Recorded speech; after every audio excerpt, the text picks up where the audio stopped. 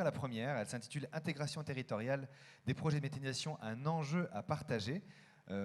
Philippe Vasseur a listé les nombreux avantages, les nombreux enjeux de cette filière, énergie renouvelable, gestion des déchets, emploi évidemment. Mais pour optimiser l'intégration de ces projets, encore faut-il pouvoir les faire accepter, convaincre la population, les parties prenantes. Pour ça, les conditions de réussite sont multiples. Nous allons les évoquer avec nos différents intervenants que je vous demande d'accueillir. Merci d'applaudir Claire Bouteloup, Laure Daubigny, Emmanuel Latouche et Antoine Baguenier de Zormo.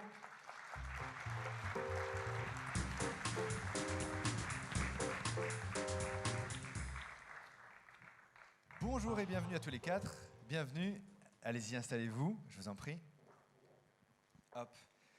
Mettez-vous peut-être en face comme ça, que je ne vous cache pas, parce que c'est vous qu'on va écouter. Donc, voilà.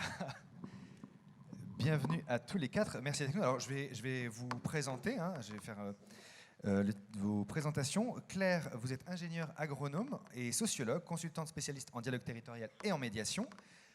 Laure, là-bas, vous êtes chercheuse post-doctorale à l'Institut de recherche sociologique de l'Université de Genève, spécialisée en socio-anthropologie de l'énergie. Ça va, j'ai bon ? L'Université Paris 1. C'est tout près de Genève, non ? Ça a changé récemment. D'accord, vous avez emmené l'université avec vous, d'accord. Autant pour moi, c'est Paris 1. Vous avez étudié à Genève à un moment donné, non ? Ah bon, ça va, je ne me suis pas trompé de personne, ça va. Emmanuel Latouche, vous représentez le CERD, vous êtes directrice adjointe en charge du pôle climat. Antoine, vous êtes paysagiste DPLG au Conseil d'architecture et d'urbanisme de l'environnement du Pas-de-Calais. C'est ça. Avant de lancer nos échanges, je vous propose de découvrir un petit film réalisé par le CERD sur le sujet qui nous réunit aujourd'hui.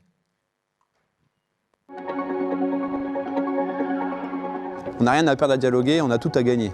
Quelqu'un qui n'a pas de réponse, il se fait beaucoup de films. Et en se faisant un imaginaire qui ne correspond pas à la réalité, ça s'amplifie et puis après on n'a plus de dialogue même à un moment donné. On peut avoir un peu peur d'échanger, de dialoguer, mais au fur et à mesure on apprend beaucoup sur le projet, sur une gestion globale vis-à-vis de notre métier. Et puis je pense qu'il vaut mieux investir dans quelque chose qui vous aide à faire le dialogue que d'avoir des opposants. Et je dirais que c'est très enrichissant et puis pas que pour la méthanisation, pour autre chose, pour plein de petites choses dans la vie. Il faut parler avec des gens et puis ils disent tiens, avant t'écoutais pas tout plus. Je dis ouais, mais je dis ça c'était avant maintenant. L'accueil a toujours été plutôt positif parce qu'en fait les gens ils se sentent concernés, ils se sentent écoutés et entendus. Donc, et quand on leur explique ce qu'on veut faire et qu'on les écoute et qu'on prend aussi en compte ce qu'ils nous disent, ça facilite les choses en fait. Finalement, toutes ces réunions d'instances de dialogue, ça fait toujours avancer le dialogue et ça fait aussi avancer le projet. On utilise le dialogue territorial pour permettre aux différentes parties de sortir gagnantes autour d'un projet, que chacune puisse s'y retrouver. Mais l'enjeu principal, c'est de pouvoir créer le dialogue, créer une relation entre ces parties-là, de façon à ce qu'elles puissent trouver des solutions qui font que le projet sera un projet gagnant et gagnant pour tous. Le pari, c'est que grâce à ce dialogue, on arrivera à maintenir le projet et à faire en sorte qu'il soit enrichi par chacune des parties prenantes et qu'il puisse du coup convenir à tous. Mais le fait aussi de se sentir écouté, on se sent mieux en fait. Interroger les gens aussi, faire interroger ce que les gens peuvent arriver en vous disant non j'en veux pas, c'est nul, et savoir prendre du recul par rapport à ça, parce que vous prenez pleine face et vous dites je fais quoi avec mon projet, et de savoir intégrer ça et de reposer la question derrière, de savoir mais qu'est-ce que tu sais, qu'est-ce qui te fait peur, et au final peut-être se rendre compte que ces peurs ne sont pas du tout, n'ont rien à voir avec le fonctionnement d'une méthanisation agricole. Je dirais que le dialogue c'est ça, c'est vraiment se mettre à la place de la personne qui est en face de nous et puis essayer de comprendre pourquoi il y a des questions, des interrogations et des craintes. L'accompagnement, c'est, je dirais, indispensable parce que à partir du moment où on a un projet comme ça qui est compliqué, si vous n'avez pas des gens qui sont là pour recadrer, entourer, quelque part mettre des règles, parce qu'il faut des règles, parce que sinon c'est l'anarchie, quoi. C'est sûr qu'on apprend. mais on ne sera jamais des pros.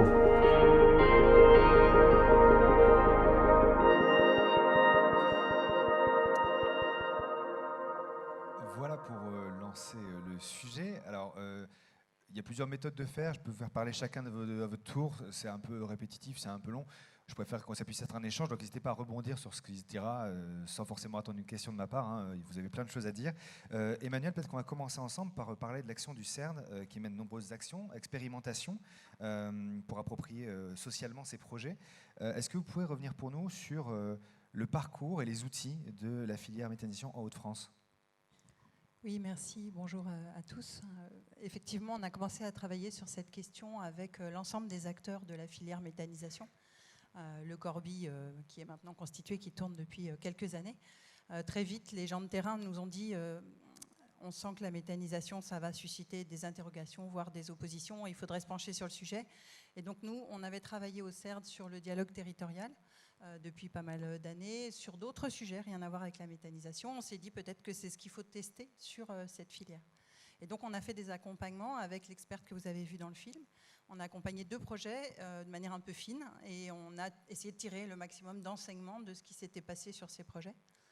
On a produit des guides, on a toutes sortes d'outils à disposition, des petits films, etc. Et surtout, on a, j'ai envie de dire labourer le terrain, c'est pas une très jolie expression, on a essayé d'être au maximum présent auprès des acteurs de la filière pour vraiment demander et proposer aux porteurs de projets de s'inscrire dans cette logique d'écoute et de dialogue qu'on voit très bien dans le film, faute de quoi on fait face à des incompréhensions et qui se transforment en opposition et qui nuisent terriblement au projet. On a des projets qui peuvent perdre parfois beaucoup de temps du fait de ces oppositions qui vont parfois jusqu'à des recours juridiques. Donc voilà, on a développé tout un outillage en région sur cette thématique. On a même signé au plus haut niveau par ces messieurs une charte qui encourage la concertation et le dialogue autour des projets. C'était une première nationale qui a été signée en octobre 2018 au World Forum. Et c'est une charte qui est maintenant à disposition de tous pour que chacun, mais pas seulement les porteurs de projets, les collectivités locales, les gens qui sont sur les territoires aux côtés des porteurs de projets, les associations par exemple, s'inscrivent dans cette logique d'écoute réciproque. Ça paraît tout bête, mais c'est mieux en le disant. Ben justement, oui, on a l'impression que ce n'est pas forcément simple, ce dialogue. On imagine que sur un projet comme ça, avec tant de parties prenantes, la première chose, c'est d'en parler, mais ce n'est pas un réflexe. C'est ça, aujourd'hui, ce n'est pas forcément ce vers quoi vont les porteurs de projets. Ils se lancent dans leur aventure, ce n'est pas simple, c'est très complexe. Et il n'y a pas nécessairement cette idée de dire « je vais commencer par en parler autour de moi ». C'est ça, Claire ? Ce n'est pas intuitif du tout pour un agriculteur porteur d'un projet de méthanisation ou pour un carrier, un promoteur éolien. Il paraît plus efficace d'avancer le projet sur le plan technique, sur le plan financier et d'en parler le plus tard possible.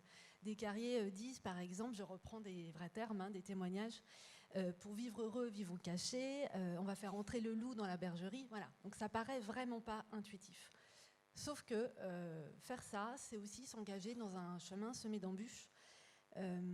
Et en parler assez tôt permet finalement de désamorcer des conflits, effectivement, parce que ça lève des craintes.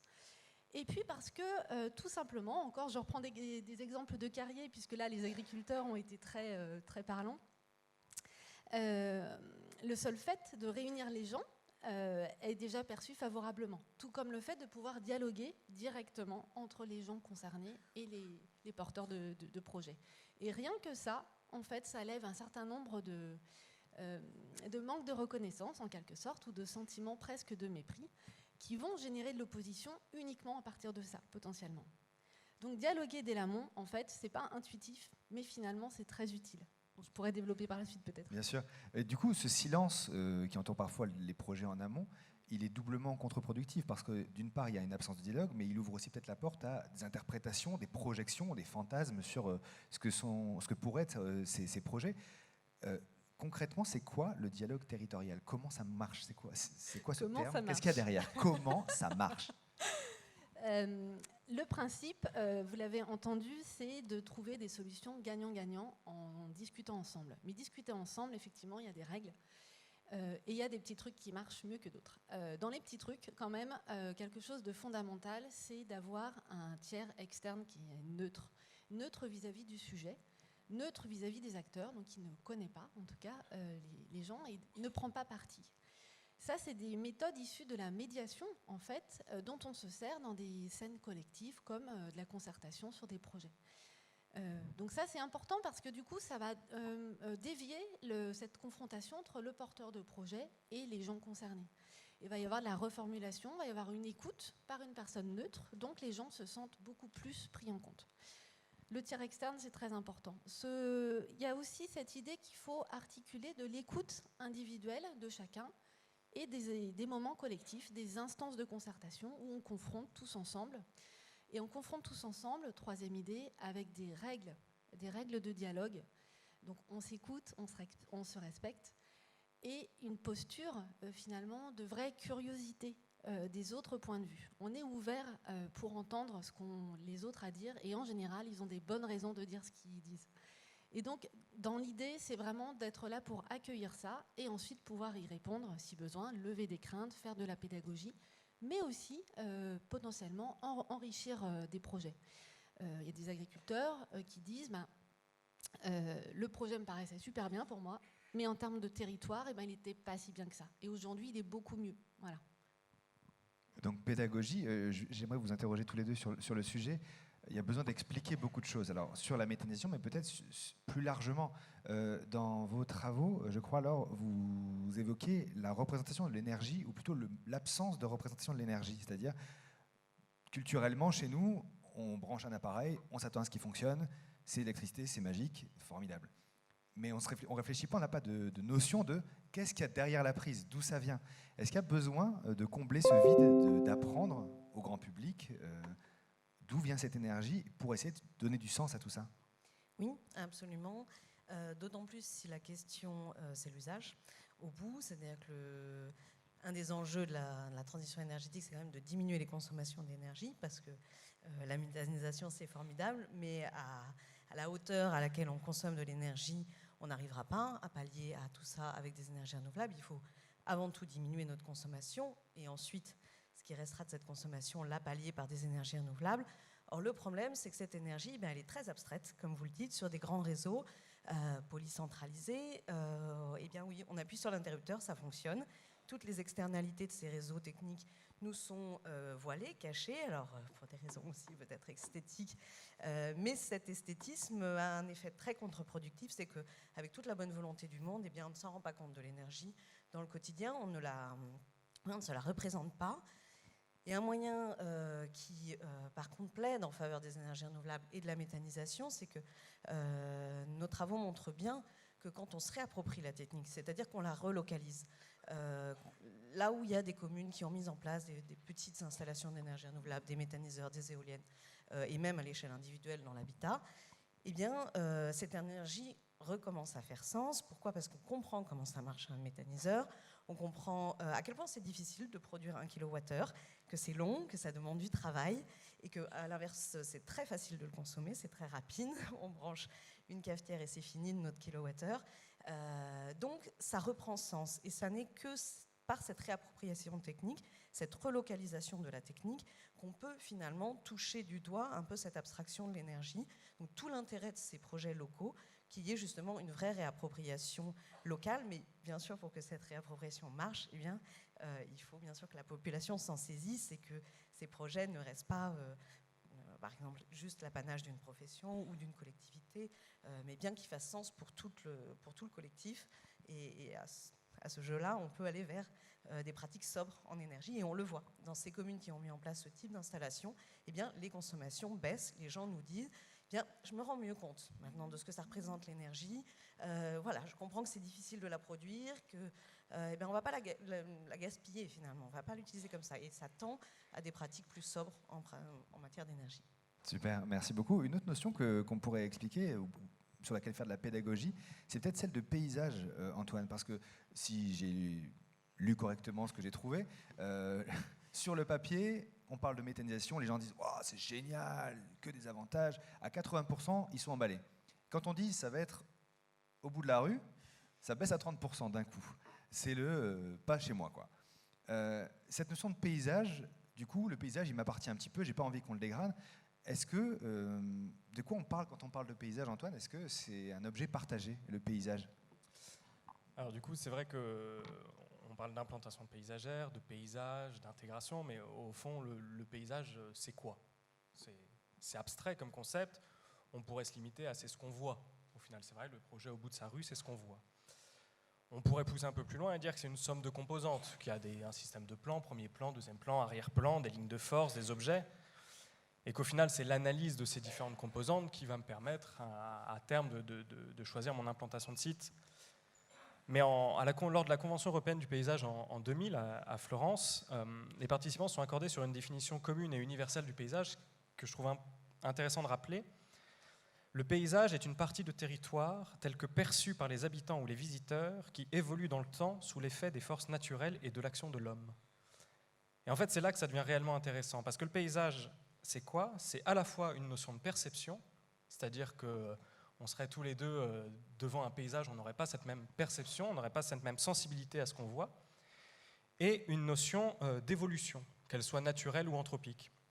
Alors anthropique, on a les villes, les cultures, les routes, enfin, tout ça.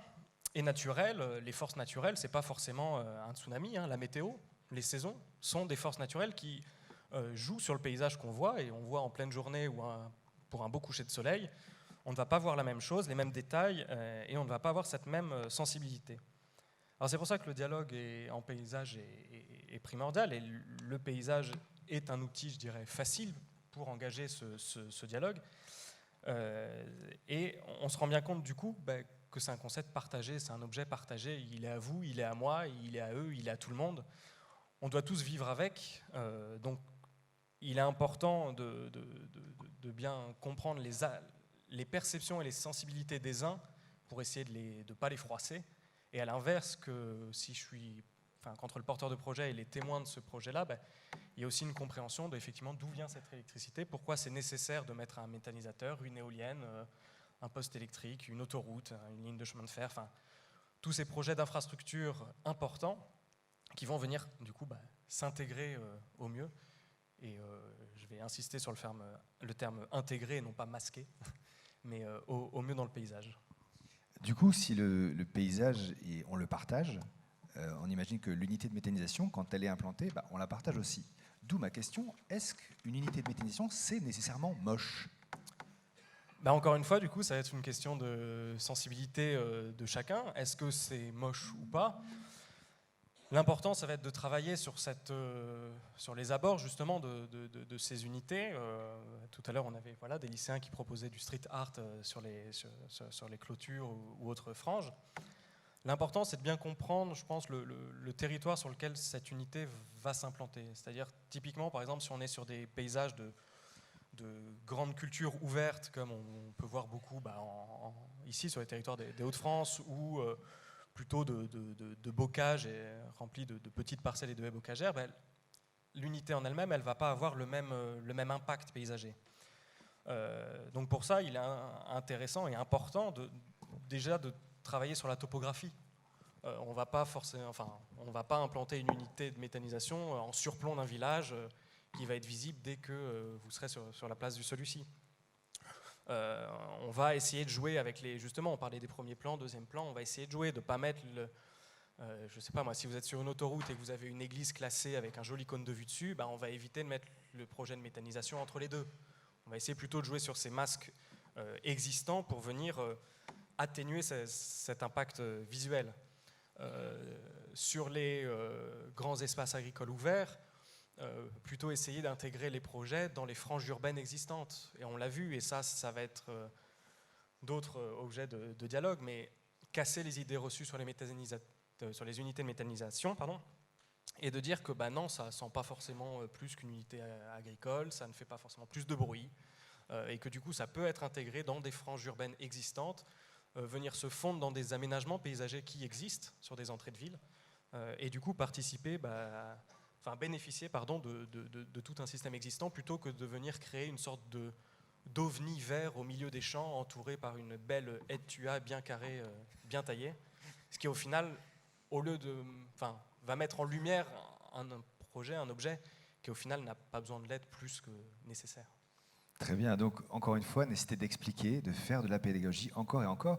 C'est le rôle de qui d'expliquer? Les porteurs de projets, ils s'en chargent, j'imagine, pour défendre Mais ils ont d'autres choses à faire. Est-ce que ça leur revient? À qui doit s'emparer de cette mission pédagogique, de ce changement de culture, de mentalité? Ça revient à qui? Les collectivités? Je tends la perche. Je l'ai vu arriver. Je crois qu'il y a un rôle à répartir sur cette question. Le porteur de projet, il est dans le territoire. Le plus souvent, les agriculteurs, ils vivent en grande proximité de l'unité qu'ils projettent d'installer. Donc c'est sûr qu'ils sont un petit peu en première ligne. Ce qui nous paraît vraiment important, c'est que donc ils soient proactifs quand même sur la pédagogie de ce qu'ils vont faire, et encore une fois, le plus tôt possible.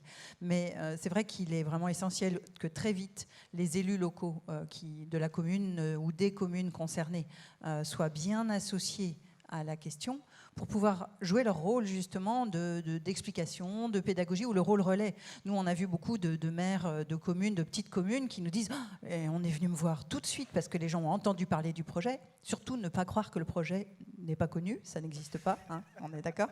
Et donc, on est venu me voir et moi, je n'avais pas les réponses aux questions. Donc, l'élu local qui a déjà plein de trucs à faire, il était un petit peu démuni. Donc, il faut vraiment que les porteurs de projets outillent les élus locaux, les gens de la mairie, etc., sur leurs projets. Et puis après, la mairie peut jouer son rôle, mais je voudrais aussi interpeller les communautés de communes, ce qu'on appelle les EPCI, qui souvent sont aux manettes des plans climat ou des politiques de transition énergétique locale. Aujourd'hui, la quasi-totalité des Hauts-de-France est concernée par un plan climat. Je le dis pour les porteurs de projets qui ne le savent pas toujours. Et finalement, la méthanisation, c'est une pièce à l'édifice de cette transition énergétique locale. Et donc, c'est un morceau utile des plans climat. Donc, c'est quand même aux EPCI d'avoir un geste de pédagogie générale, on le disait tout à l'heure avec Laure, sur l'énergie, sur la transition énergétique. Et du coup, ça, quelque part, ça fait monter tout le monde en compétences et en culture générale sur ces sujets. Et du coup, ça permet à chacun de mieux comprendre ce que vient faire le méthaniseur dans le paysage. Et je pense que ça, c'est vraiment... voilà, donc le rôle, il est partagé. Mais les collectivités doivent jouer leur rôle, et on sent qu'aujourd'hui, entre les EPCI et les communes, c'est pas toujours complètement fluide, quoi. Donc il y a des progrès à faire. Et puis on sait qu'entre les EPCI, les communes et puis le milieu agricole, c'est pas toujours très fluide non plus. Là, vous avez étudié des cas de figure en Allemagne, je crois, en Suisse, avant d'arriver à Paris. Quel regard vous portez sur cette relation? Est-ce que c'est typiquement français, ces heurts qu'il peut y avoir entre les acteurs locaux, le milieu agricole? Est-ce que c'est une spécificité de notre pays? Est-ce que c'est réellement un frein aujourd'hui?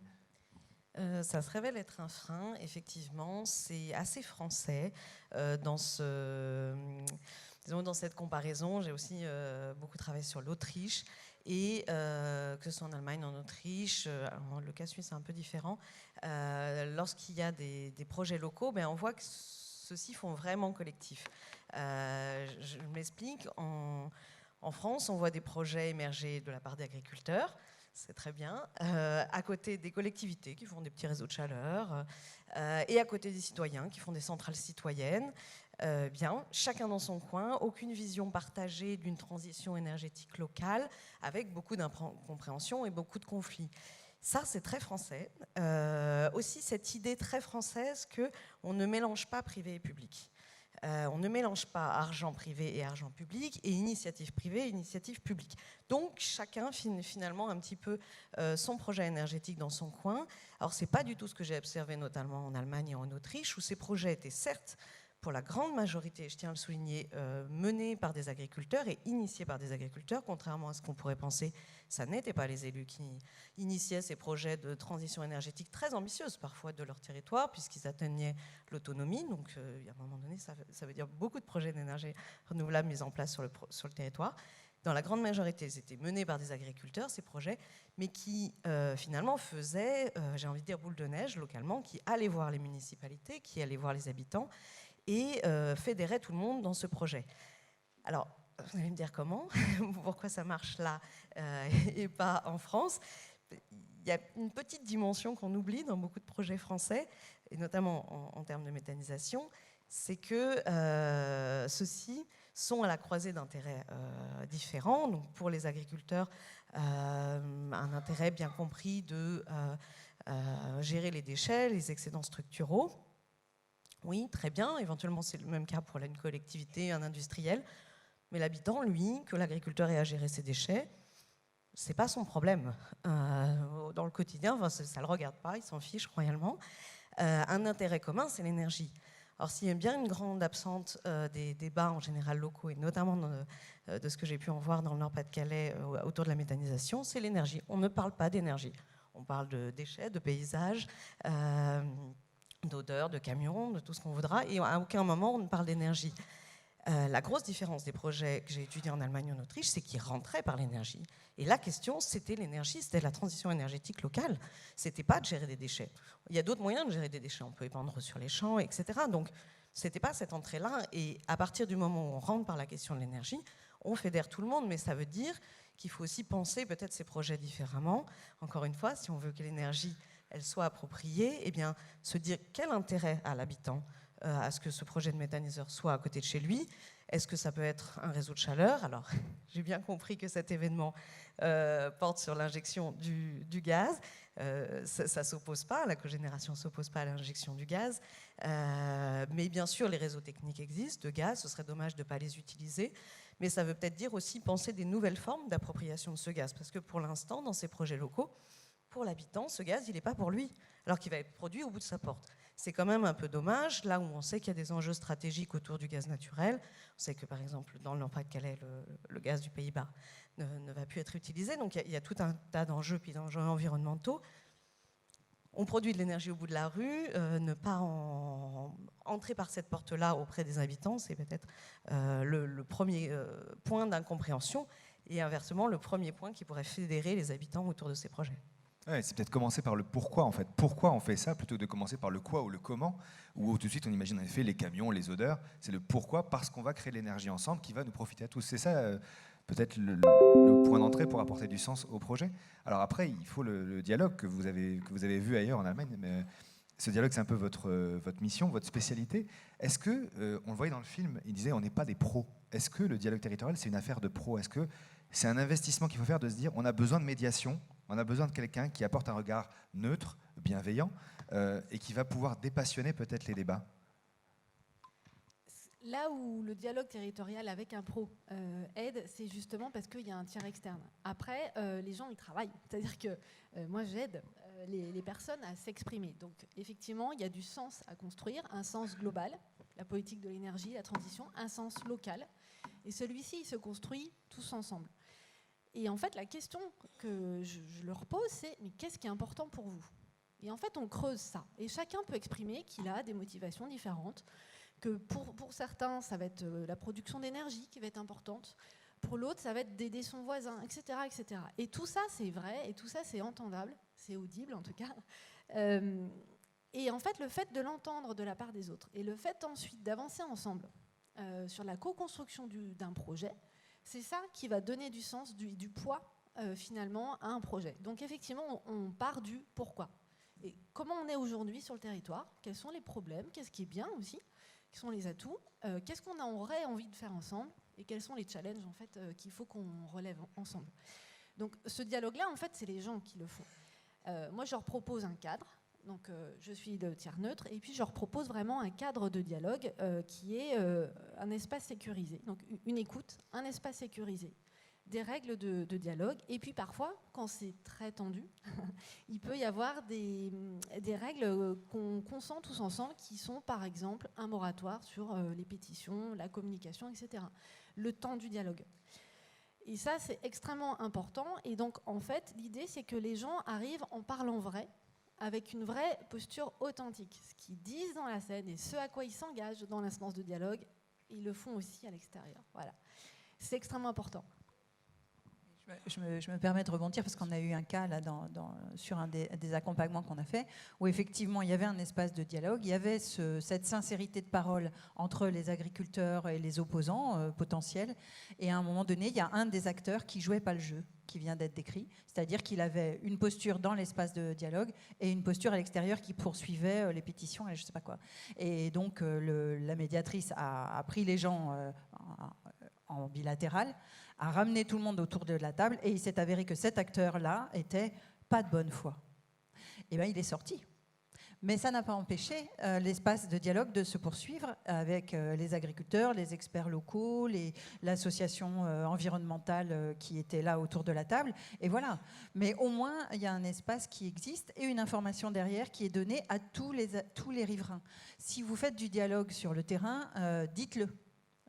Donc ça, c'est mon petit chapitre publicité du dialogue. Non, mais c'est important, parce que des fois, les gens qui sont là ont bien conscience qu'ils sont respectés, entendus, mais les riverains, on est dans les Hauts-de-France, on est sur des territoires très, très peuplés. Donc tout le monde n'est pas au courant qu'il existe une unité de concertation autour de la méta. Donc il faut vraiment aller parfois jusqu'au tout de boîte ou au journal municipal, où on dit, bah voilà, il y a un espace de dialogue, le porteur de projet, il est OK pour répondre à vos questions. Donc plutôt que d'aller sur Internet chercher la réponse, allez le voir, il est disponible pour ça. Et voilà ce qui se passe dans cet espace. Donc ça, c'est aussi très important de bien dire, quand on fait une belle concertation, de le dire. Et puis la concertation, c'est aussi une affaire de professionnels. C'est pour ça que le CERD a formé 17 agents au dialogue territorial, parce qu'on sent que ce besoin va continuer à émerger et être de plus en plus présent sur la région. Oui, j'ai cru comprendre qu'il y avait encore un peu de besoin de dialogue dans les Hauts-de-France. Ce n'est pas les professionnels qui me contrediront, et ni ma ligne téléphonique d'ailleurs. Vous n'aurez pas tous la chance d'avoir Claire comme partenaire de votre dialogue, quoique, peut-être tu seras contente de venir ici. Mais on a formé 17 professionnels de l'accompagnement de projets économiques. J'insiste, ce sont des professionnels qui accompagnent des projets économiques en temps normal et qu'on a formés au dialogue territorial pour qu'ils puissent répondre à des besoins d'agriculteurs de notre région ou de porteurs de projets industriels aussi, mais souvent ceux-là sont plus habitués à établir de la concertation. Donc ce sont des professionnels disponibles, voilà, qu'on peut appeler sans problème. Les listes sont sur le site du CERD, partout, à l'ADEME, enfin, tout le monde a les listes, GRDF, tous les partenaires qui sont voilà, sur cette logique de... Vous avez déjà leur 06 dans votre répertoire téléphonique, on les a rentrés à votre arrivée, hein. Donc n'hésitez pas à les appeler. Oui, Claire ? Il y a une autre plus-value quand même. Le fait de faire du dialogue territorial en amont, ça désamorce des craintes. Ça renforce l'intégration du projet de manière générale. Ça peut l'enrichir, le projet. Et il y a encore un autre effet, sur du moyen long terme, on le voit dans pas mal de domaines, c'est qu'une fois que vous avez fait une belle concertation, réussie, avec un vrai dialogue, il y a un apprentissage. Il y a un apprentissage de savoir-être, il y a un meilleur dialogue qui se fait entre, par exemple, une collectivité et des porteurs de projets. Il y a un apprentissage de savoir-faire. Certains s'y mettent finalement et après feront ce dialogue eux-mêmes. Et dans tous les cas, ça veut dire que ça renforce la capacité du territoire à monter d'autres projets. En termes de filière, c'est hyper puissant. Et ça, il faut vraiment y penser. Il y a des exemples concrets. Voilà, j'ai un exemple de rivière sous la main parce qu'il y avait pas mal d'argent qui était en jeu. La problématique, c'est la lutte contre les crues dans un territoire extrêmement urbanisé au nord-ouest de Lyon. Des autoroutes, etc. Bref, très peu de foncier pour les agriculteurs. Et en plus, cette problématique de crue extrêmement prégnante dans une petite ville avec voilà, tous les rez-de-chaussée qui étaient abandonnés, donc plus de commerce, enfin voilà un exode en fait. La collectivité porte un projet qui envisage de travailler sur 6 sites pour faire des ouvrages hydrauliques. Et ben, en fait, ils ont choisi, ils n'étaient pas obligés, ils ont choisi de mener un dialogue avec tout le monde, les associations d'environnement, les pêcheurs, les agriculteurs, etc. À l'issue de la concertation, je ne vous explique pas comment ça s'est passé. À l'issue, il n'y a eu plus que 2 projets qui ont été faits, donc ça a coûté beaucoup moins cher. L'impact sur les crues était bien plus fort qu'initialement prévu. Et les agriculteurs qui initialement étaient plutôt opposés parce qu'ils y perdaient potentiellement, étaient extrêmement contents parce qu'ils avaient été entendus et ils étaient indemnisés avec moins d'effets qu'initialement envisagés. Et ça, du coup, ça a permis aux syndicats et au territoire dans son ensemble de partir sur d'autres projets de transition écologique. Merci pour cet exemple. J'ai envie de vous demander aussi des exemples à tous les deux de projets que vous avez vus. Alors on parle de pédagogie, on parle d'apporter du sens, on parle de faire des consensus, des compromis pour embarquer tout le monde. Est-ce que vous avez des exemples que vous avez vécus de ces projets qui ont abouti, donc qui sont particulièrement réussis grâce à ce dialogue, ou complètement ratés par absence de dialogue, par exemple? Ratés, il y en a beaucoup? On y passe la soirée, d'accord, ok. Oui, heureusement, il y a beaucoup de projets qui se passent bien et qui se passent bien effectivement par un dialogue concerté. Alors, il peut venir de différentes manières, ce dialogue-là. Je pense que l'outil des dialogues territoriaux ici est vraiment un outil très, très intéressant à se saisir. Mais ça peut être une volonté déjà dès le début de ces projets par les élus d'ouvrir la question, de surtout pas la refermer en se disant « oula, c'est explosif » et on met ça sous le tapis et on oublie. Par exemple, je vais vous citer le cas d'une commune allemande que j'ai étudiée où le projet est parti finalement de la venue de promoteurs éoliens. Dit comme ça c'est pas gage de succès, mais des promoteurs éoliens sont venus dans une commune de la Forêt-Noire, donc classée en réserve naturelle, pour dire voilà, on voudrait mettre en place des éoliennes. La maire a dit « oula, moi je ne prends pas de décision, on convoque les habitants ». Elle a fait une concertation ouverte, ce sur quoi les habitants se sont dit, et parmi eux de nombreux agriculteurs, si ces gens viennent de Berlin pour le faire, c'est que ça doit être intéressant, donc on va le faire mais sans eux. On va le mettre en place nous-mêmes et on va lancer un projet éolien sur notre territoire. Et voilà d'où est partie l'autonomie énergétique de cette commune. Donc, premier projet, un projet éolien citoyen participatif par tous les membres de la commune, à la fois la municipalité, mais aussi les agriculteurs, les habitants. Et puis, ce que vous disiez bien, quand ça marche, quand un premier projet marche, eh ben, ça enchaîne sur un deuxième. Et dans cette commune, il y a eu 2 projets à la suite de ce premier projet éolien de méthanisation. Et puis, des associations ont mis en place des panneaux solaires photovoltaïques, etc. Et de bout en chemin, plein de petits projets comme ça ont émergé.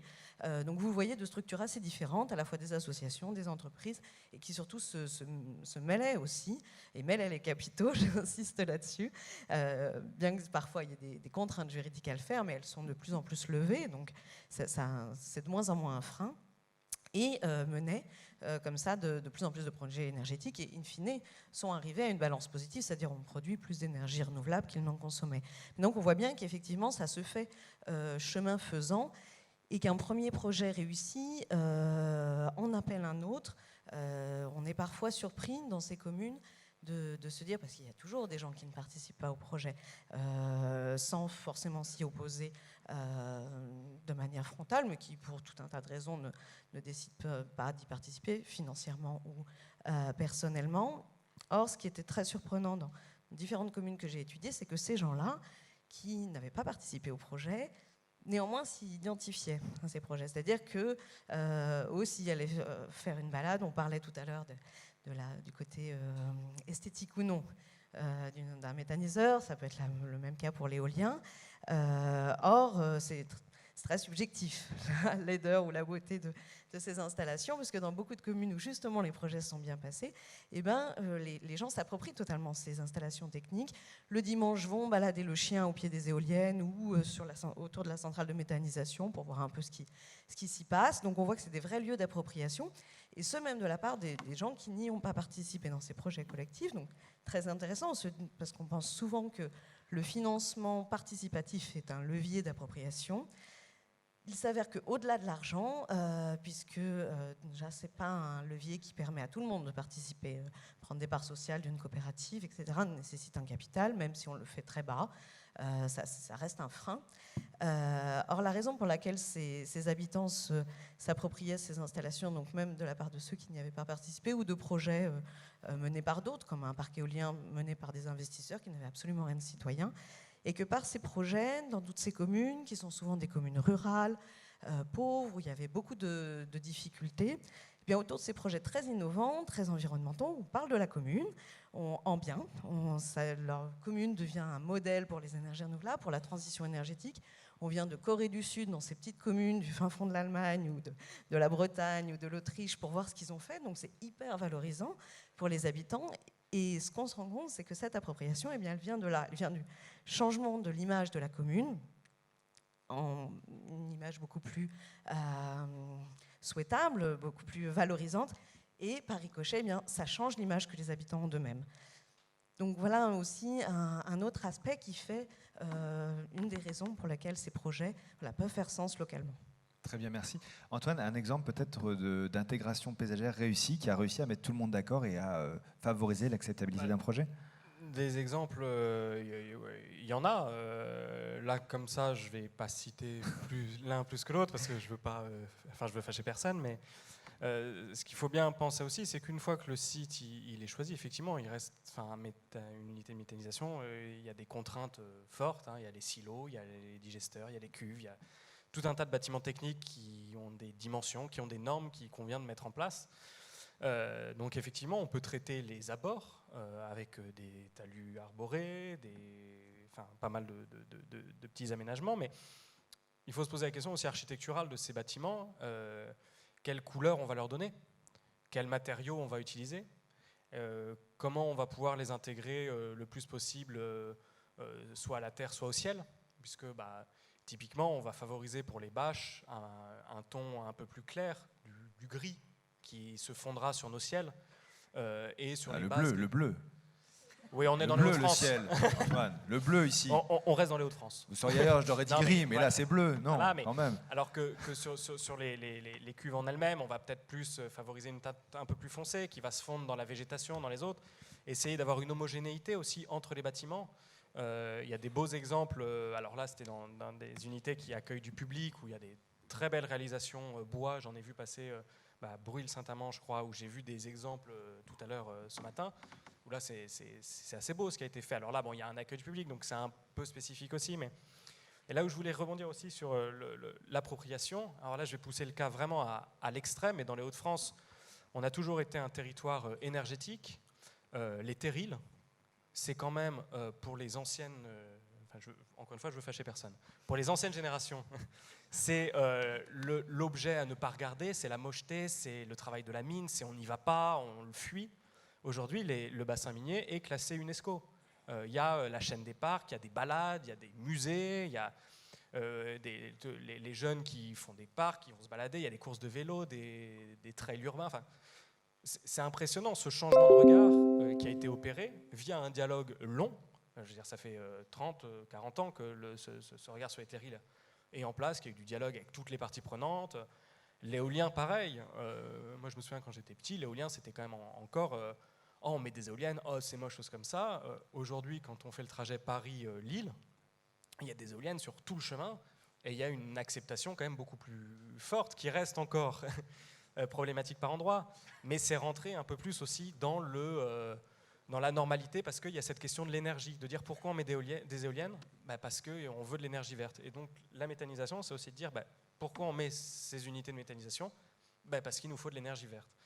Alors après, je reviens aussi, il convient, et j'insiste aussi là-dessus, mais de s'inscrire dans cette réelle réflexion globale, réfléchie, mûrie, dialoguée, et non pas simplement se hâter, je dirais, dans une opportunité foncière là j'ai un terrain, la méthanisation c'est à la mode, je vais faire mon unité de méthanisation et tout. Parce que là on a des projets comme ça, et nous on envoie au CAU du Pas-de-Calais, alors je ne vais pas parler pour les autres CAU, mais en tout cas dans le Pas-de-Calais, qui viennent nous voir ensuite parce qu'ils ont été retoqués par les services instructeurs, parce qu'en fait le site ne convient pas. Mais voilà, il y a eu cet engouement, cette opportunité qui a fait que, et au final tout le dialogue en amont avec les habitants, avec les élus, avec les associations, avec les autres agriculteurs, avec les porteurs de projets, avec tout le monde, en fait, ça a pêché. Alors que simplement se mettre, je dirais même pas autour d'une table, mais prendre le temps de faire le tour du village, le tour des installations, être dehors, ne pas être seulement autour d'une table, dans une salle terne avec un éclairage néon au-dessus d'un plan et dire je vais le mettre là, mon projet. Là, ça fait rêver personne.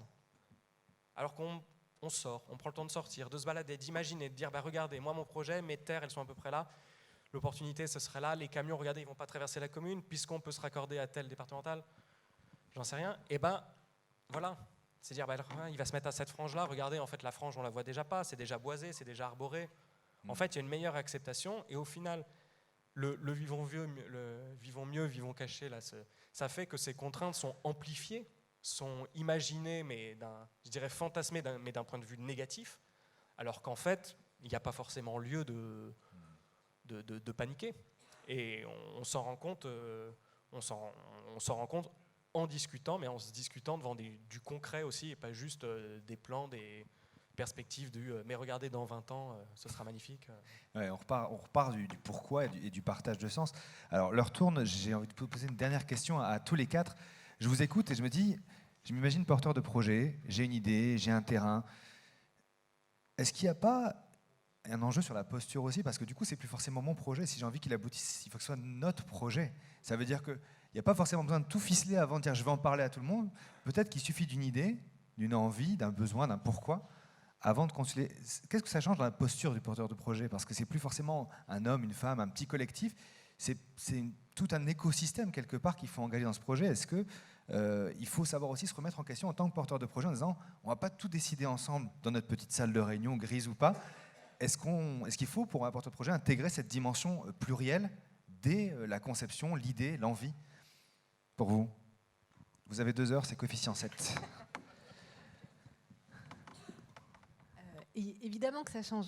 Et je pense que le plus gros changement, c'est de s'ouvrir à des opportunités et à des idées qu'on n'aurait pas eues soi-même, mais qui sont des bonnes idées. Et ça peut ouvrir des possibilités à en faire un projet véritablement collectif. Donc soit on insère mieux le projet, mais soit ça peut devenir un projet avec des partenaires, des vrais partenaires. Oui, moi, je voudrais effectivement dire aux agriculteurs qu'ils sont quand même déjà super courageux. Donc je ne voudrais pas qu'ils prennent cette table ronde comme un ensemble de préconisations ou de leçons des faucons, etc. Au contraire, je crois que sortir, c'est aller chercher des appuis, des partenaires et des gens compétents dans différents domaines pour les aider. Ils le font très volontiers sur la partie technique. Nous, on dit juste, voilà, entourez-vous aussi sur la partie plus dialogue. Mais je voudrais quand même saluer le courage et la technicité et la ténacité que ça demande pour un agriculteur de monter des projets comme ça. Tout le monde n'aurait pas ce courage. Donc voilà, je voulais quand même finir là-dessus pour ma part. C'est là aussi, je vais rebondir, c'est qu'effectivement, chacun ses compétences et chacun son métier. Et effectivement, je fais confiance à des bureaux d'études, à des porteurs de projets, à faire des beaux projets de méthanisation bien optimisés, bien performants, bien tout ce qu'on veut. Moi, personnellement, je serais très mauvais à ça. Par contre, aller chercher à l'extérieur des compétences, comme on va chercher des compétences, je ne sais pas moi, à la banque ou autre, aller chercher des compétences d'intégration, de dialogue, de dire oui, parler, c'est pas évident pour tout le monde, intégrer, c'est pas évident pour tout le monde, et il existe du coup le CERD, les CAE, tout un tas de structures qui sont là aussi pour, en amont, aider dans cette réflexion et accompagner effectivement des projets courageux, ambitieux, qui ont le mérite d'exister et qui devraient se faire entendre et à juste raison, mais qui, encore une fois, pour des raisons de sensibilité différentes de nos cadres de vie, parce que ça reste bien des cadres de vie, vont avoir des réactions différentes. D'où le dialogue. Merci Laure, pour conclure. Moi, ce que je voudrais ajouter, c'est qu'effectivement, ouvrir le projet, ça ne veut pas dire le perdre. Ouvrir le projet, ce n'est pas forcément se retrouver assailli par une multitude d'acteurs qui vont dénaturer le projet. Ça peut être tout simplement faire en sorte qu'ils prennent sens dans un schéma de transition énergétique locale, qu'on comprenne que cette unité de méthanisation, par exemple menée par 4-5 agriculteurs, eh bien, elle prend sens dans un projet peut-être plus global que la commune, avec ses habitants, va mettre en place, où là, il y aura d'autres projets qui compléteront. Ça ne veut pas dire en perdre le leadership, mais juste de l'intégrer dans quelque chose de plus vaste qui nous concerne tous et qui est la transition énergétique locale. Merci beaucoup à tous les 4, c'était passionnant. Merci. Il y a encore beaucoup de choses à dire sur le sujet.